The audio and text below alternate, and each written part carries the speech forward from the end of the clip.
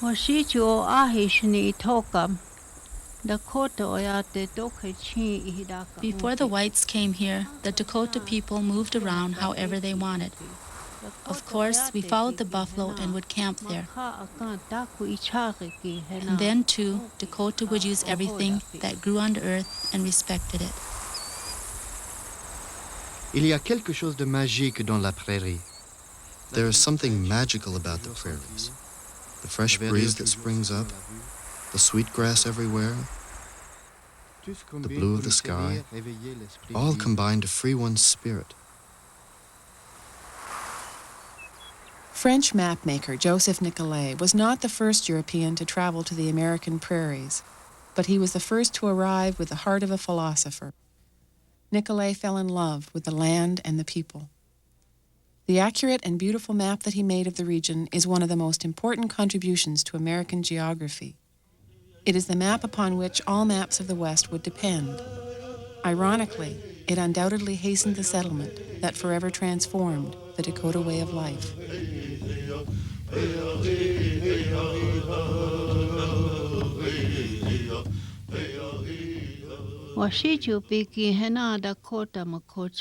The whites came to the Dakota land carrying a lot of papers for treaties. They built trading posts and forts. The French came first, wanting to trade with the Dakota. These whites married Dakota, and so as a result, trade increased. It was in this way that Dakota life was changed. Joseph Nicollet was born in 1786 in a mountain village in France. He rose to prominence as an astronomer, but his promising career was cut short by professional jealousies and the Revolution of 1830. In financial ruin, he left Paris without a word to his family or friends. A child of the French Alps, he would find his destiny on the American prairies. When Nicollet arrived in America in 1832, Lewis and Clark's travels had heightened interest in the West, but the government still lacked an accurate map of the region. Nicollet could determine exact geographical locations using astronomical measurements and specialized instruments, but even his scientific imagination could not prepare him for the immense challenges and distances that were to confront him on the Great Plains. Nicollet led a private expedition to the headwaters of the Mississippi in 1836, where he mapped the river's source. The U.S. War Department agreed to finance 2 expeditions to map the triangle of land between the Mississippi and Missouri rivers. Nicollet was particularly interested in the waterways and the Coteau de Prairie, a prominent ridge that rose 800 feet over the surrounding plains. Nicollet was warned that the region was an utter desert, and he heard tales of Indians along the Missouri driven to desperation by the spreading smallpox epidemic. Good guides and crew members were proving hard to find. And Nicollet's own health also posed risks. He had contracted malaria years earlier. But nothing would dampen Nicollet's determination. With his mission approved, he traveled up the Mississippi to the U.S. government's farthest outpost. Fort Snelling stood at the confluence of the Mississippi and Minnesota rivers, the easternmost corner of the Great Plains, home to the Dakota, native people of the prairies. Nicollet declined military escort. He wanted to convey to anyone he met that he had come in peace. In early June, Nicollet set out to map a region that was almost unknown geographically, traveling up the Minnesota River towards the mysterious Coteau and the land of the Dakota Indians. Dakota oyate Sisseton. The Dakota Nation, the Sisseton, Wahpeton, Bedewakantu, and Wakbekute camped along the waterways. They shared the hunting area with the Yankton and the Lakota.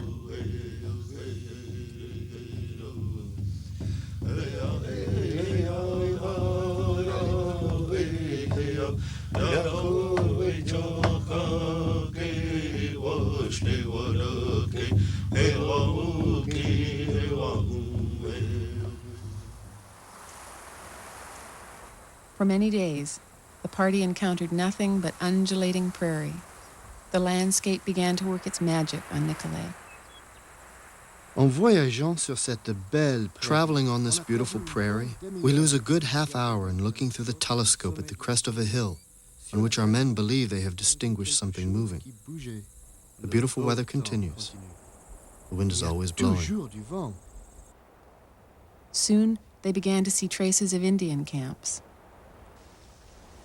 My heart felt as if it would break when I found on the summit of a little hill a spoon and a blanket, signs of a dying person, abandoned to save the living who are decimated by famine. We finally arrive in the valley of the famous Red Stone, which is sought after by all the tribes of the north. It lies within the territory of the Sisseton. Pipestone was given to the Dakota people. Before they would dig the pipestone, they would pray and purify themselves, for the spirit of thunder sees everyone who goes there. We were not 1/2 mile from the Valley of Thunder when lightning and heavy rain burst upon us. The sun soon reappeared. We passed the rest of the day treading on the sacred grass and contemplating the red hues of the rock assembled like the ancient ruins of a city. One of our crew was tranquilly engraving his name on the summit of a rock when an Indian came up to touch his shoulder and ask what he was doing there. They were acquainted with each other. 2 other families appeared. Nicollet invited them to share a dinner of freshly killed duck. Nicollet sat with the chiefs, and in a grandfatherly fashion he waited upon the women who held back from the feast with empty plates. Our Indians left us this morning, pleased with us and we with them. Nothing equals the reserve and discretion of these good people, and once they know who you are, what you are doing, and that you treat them well, it takes so little to make them your friends. I cannot conceive why so many whites blunder in their dealings with them.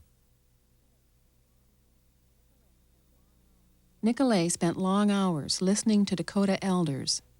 He quickly realized that the Dakota named places for an event or for some practical aspect of the land. He entered the Indian names in his notebook.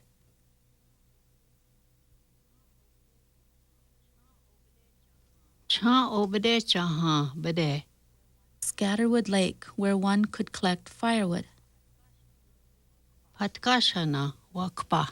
Turtle River. Water slightly troubled, a little whitish, without transparency in the water. This the Sioux express as Minnesota. Nicollet's map is full of events. Médée Iandon in Dakota, Lac qui parle in French, or in English, the lake that talks. Indian tradition holds that the lake received its name after an old man dreamed that the lake spoke with him one night.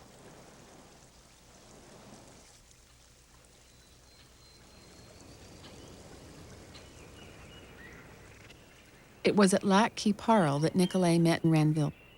Joseph Renville had occupied the post of the American Fur Company at Lac qui parle for 12 years. He had lived among the Dakota most of his life and was fluent in French, English, and Dakota. Renville provided not only hospitality, but official protection to travelers. Later, while camping with the Sisseton tribe near Round Lake, Nicollet received his Indian name. You have spirit, the 2 chiefs told me. You are not proud. You treat us as equals, while the others have us eat beside the poor whom they scorn. And the name they gave me is Wakchong Wakon, the philosopher.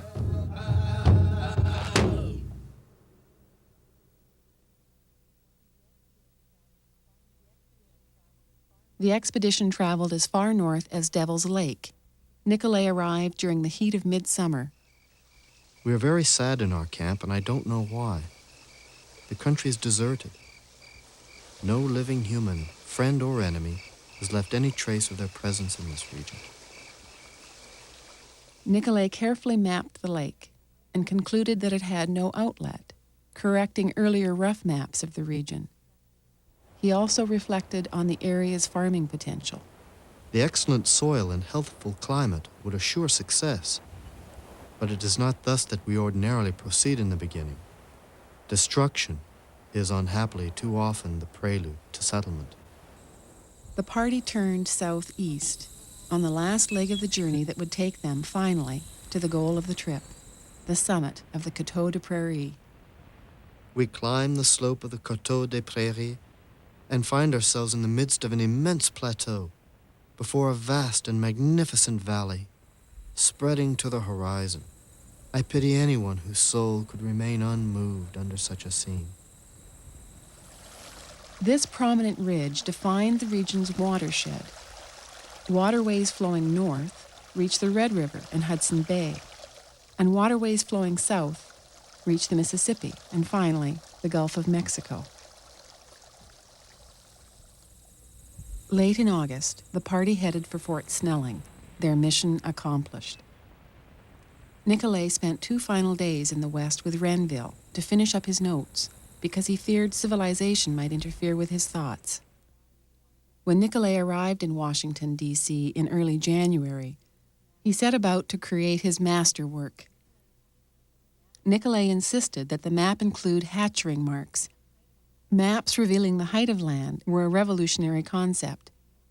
Finally, in 1843, the map was published in a form that would have been acceptable to Nicollet. But the map maker never saw the finished map. Nicollet died in the fall of 1843. He left few possessions and was buried in a grave without a marker. But his map lives on. Perhaps his greatest gift in his maps and records is the way he saw the country. He saw it as the Indians saw it, and he was the last of his kind who was able to communicate such an experience to us. L'homme des prairies ne foule que le gazon only on grass and flowers. They hunt only the most active animals, and breathe pure air, and see nothing around them to thwart their desires. They are gay and proud, and believe themselves master of the earth. They are free. Indians, with their private morals, the laws of their families, their customs, and the moving language they speak, they are the heroes here. On sent les héros.